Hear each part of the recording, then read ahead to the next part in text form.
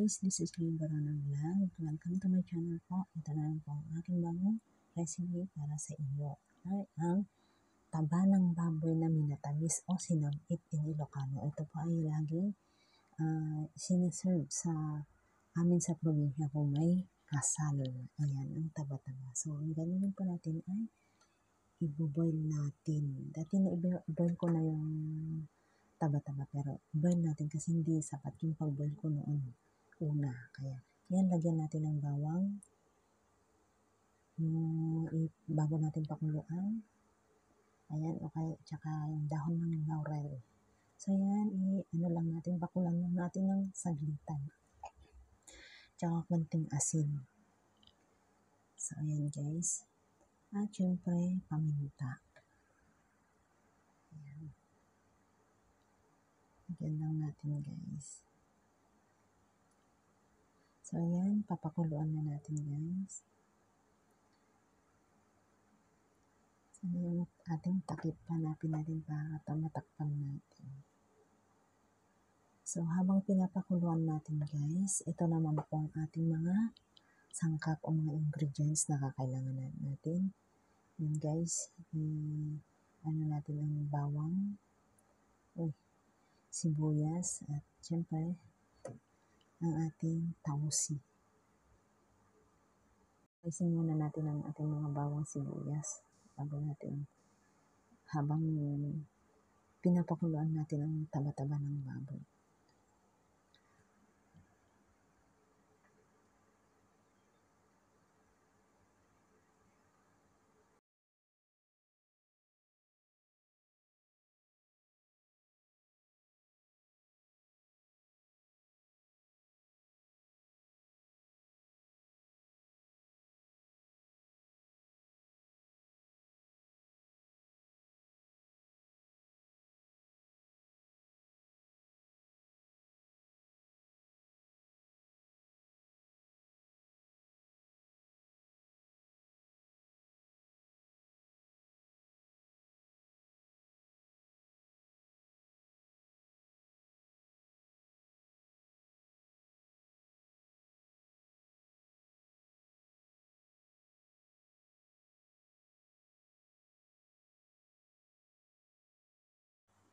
So yan nga guys, kumulo na. So kailangan natin hiwa-hiwain ng maliliit ito. Ayan guys, ano natin, ahon natin sa ating kasirola. So yan, ang lalaki, ang taba. So $10 lang yun. So yung iba ginawa kong chicharon. So ayan guys, hiwain na natin. Hindi, ganito lang po guys ang paghiwa. Ayan. Kailangan maninipis po siya. And shoutout po sa ating mga laging nanonood ng ating premiere. Ayan, sana paki-volume mo na lang ang volume ng CP mo dyan, Bones, para marinig mo yung mga sinasabi ko, ha? Para hindi ka reklamo ng reklamo dyan. Love you, Bones. Daisy Bones. So, ganyan lang siya, guys.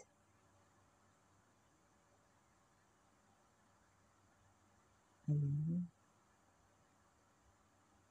So, itong recipe to, guys, ay recipe po ng mga Ilocano. Pag sa sa kasalan, ito yung lagi nilang meron at meron parati na ganitong ise-serve nila sa mga bisita. Napakasarap po, guys. So, natuto ako na magluto ng ganito sa tatay ko. Pero hindi ko talaga makuha ko yung talagang ano niya, yung itsura ng niluluto ng tatay ko. Kasi siya ang tagaluto sa amin pag may kasalan, sa mga kamag-anak namin. Isinasama niya ako noong maliit pa ako, kaya aalala ko yung mga kung paano siya magluto. So, ayan lang guys ang ating mga ganyan kanipis, ang ating taba-taba. So, dito guys sa Hong Kong napakamura. Ito, mga 2 kilo na siguro itong taba-taba na to. Pero, $10 lang siya guys. Minsan yung mga iba itinatapon. Yung mga balat na talaga tinatapon nila. Kaya nakita ko, sinabi ko bilhin ko. Kaya binenta sa akin $10.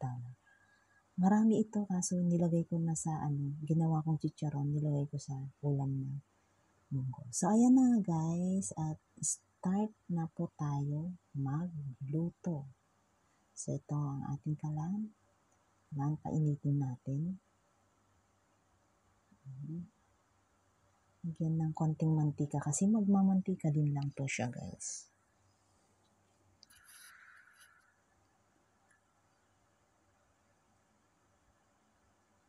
So kailangan mainit na mainit bago natin ilagay ang ating bawang.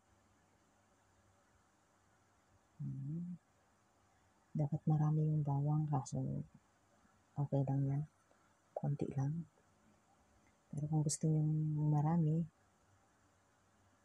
okay lang naman. So, lagay natin ang ating sibuyas. So, kailangan maging brown siya. Pero huwag masyado kasi aanuhin din natin yung taba-taba. So, shoutout sa mga Kailokan One dyan. Ito yung lagi kong hinihingi pag nasa kasalan. Kasi masarap siya pag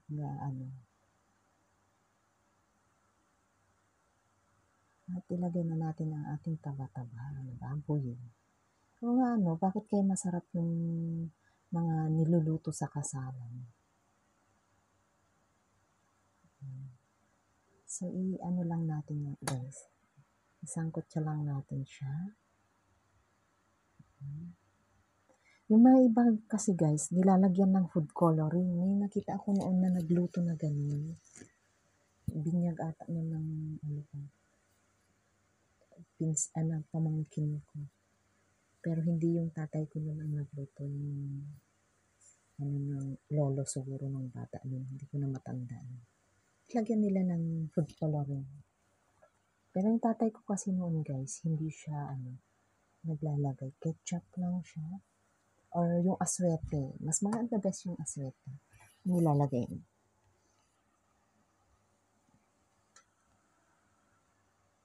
So, kailangan medyo palabasin natin konti yung mga mantika. Kasi mataba siya masyado.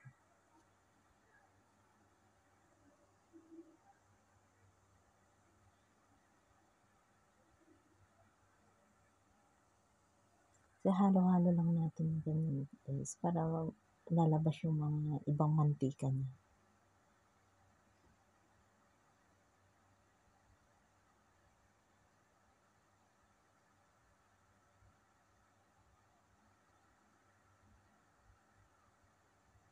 So, lagay natin yung ketchup guys.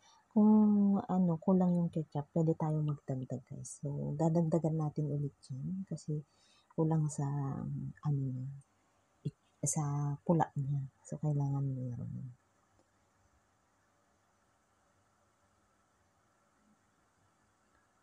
At syempre, ang ating asukal. Yung asukal, guys, is 1/4 cup lang. Matamis na kasi na lang, kalahating kilo na lang siguro ito. Or kulang na 1/4. At ang ating tausi. So, kung yung tausi na na siya, dapat pala yung malapit ng maluto, so kako inilagay. Pero, siyempre, lagyan natin ng tubig para kailangan malambot na malambot. Ayan.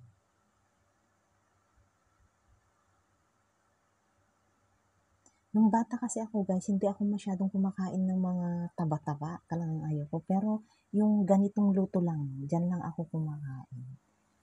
Ayan, lagyan natin ng chicken powder guys. Hindi talaga ako kumakain noon. Ayaw ko. Ganyan lang na luto. At konting asin guys para may magkalasa din. Hindi lang matamis or At saka alam nyo guys, ang tagal masira. Ang tagal mapanis sa ganitong luto.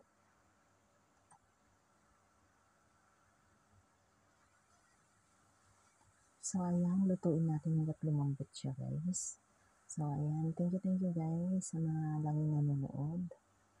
So, kailangan natin ihalo-halo para pantay yung pagkaluto. So, dagdagan natin mamaya yung ketchup niya. Pag maluto na, malapit na siya maluto. Kasi kulang yung ano niya. Yung itsura niya is parang hindi siya minatamis ko. Konti lang yung ketchup natin, guys.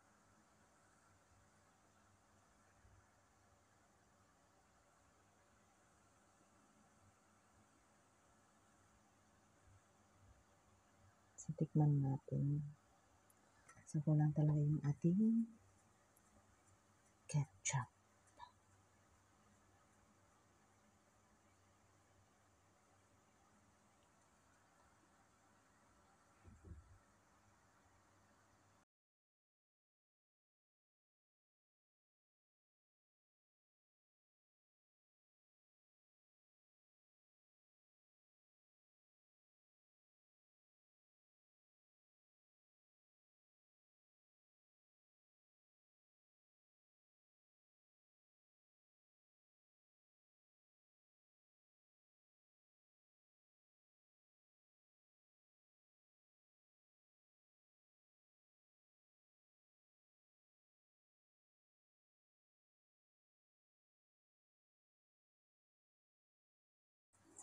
So, ayan guys, dagdagan natin ang ating ketchup kasi wala siyang kakulay-kulay.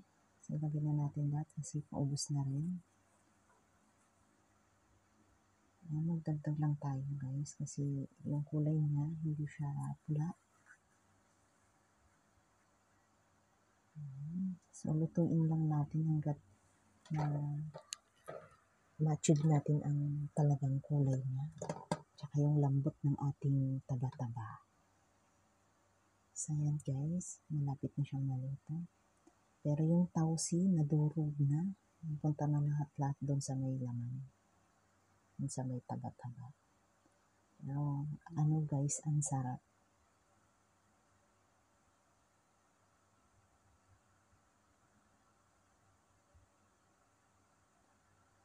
So, ayan guys, kailangan maano yung, magiging malapot yung sauce niya. At makita nyo mamaya, may mga manti-mantika na.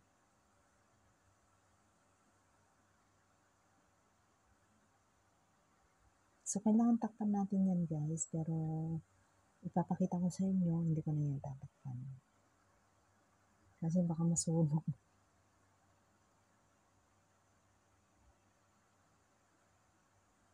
So, ayan guys, dagdag muna tayo kasi kulang yung ating ketchup. Dinagdagan ko ulit. So, ito na nga guys, ang ating minatamis na taba-taba o sinamit in Ilocano na ito yung best recipe ng kasalan sa aming probinsya. So, pag pupunta kayo dun sa aming probinsya, may kasal, hindi mawawala ang sinamit o minatamis na taba-taba ng baboy. Ayan guys. So, proud Ilocano here guys, sa mga Ilocano dyan. So, huwag natin kakalimutan lagyan ng laurel. Para pampaaming bango niya.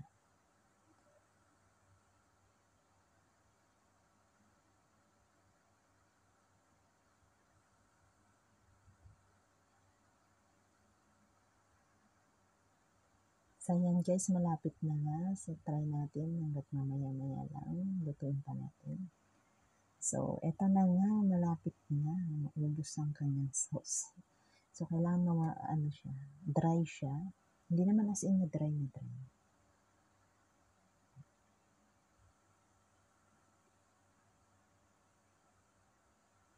Hindi siya masyadong yung camera ko kasi medyo parang nag-iiba-iba yung light niya.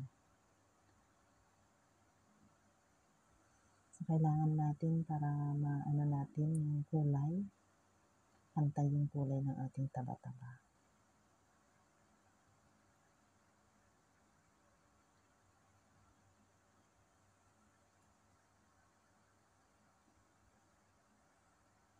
Ayan, ito na nga. Okay na yan. Masarap kasi yung sauce niya.